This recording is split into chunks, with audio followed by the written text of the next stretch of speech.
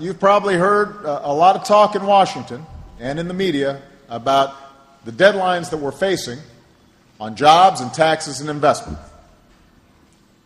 This is not some run-of-the-mill debate. This isn't about which political party can come out on top in negotiations. We've got important decisions to make that are going to have a real impact on businesses and families all across the country.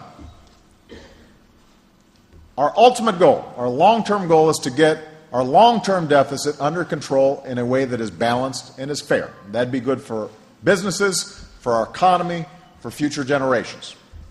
And I believe both parties can and will work together in the coming weeks to get that done. We know how that gets done. We're going to have to raise a little more revenue. We've got to cut out spending we don't need, building on the $1 trillion of spending cuts we've already made.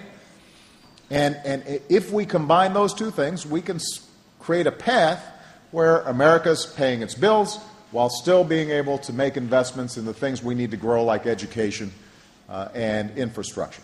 So we know how to do that. But, in Washington, nothing's easy, so, there's going to be some prolonged negotiations. And all of us are going to have to get out of our comfort zones to make that happen. I'm willing to do that. I'm hopeful that enough members of Congress in both parties are willing to do that as well. We can solve these problems. But where the clock is really ticking right now is on middle-class taxes.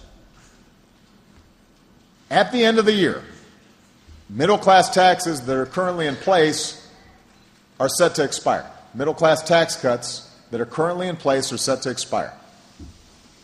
There are two things that can happen. If Congress does nothing, every family in America will see their income taxes automatically go up on January 1st. Every family, everybody here, you'll see your taxes go up on January 1st. I'm assuming that doesn't sound too good to you. That's sort of like the lump of coal you get for Christmas. That's a Scrooge Christmas.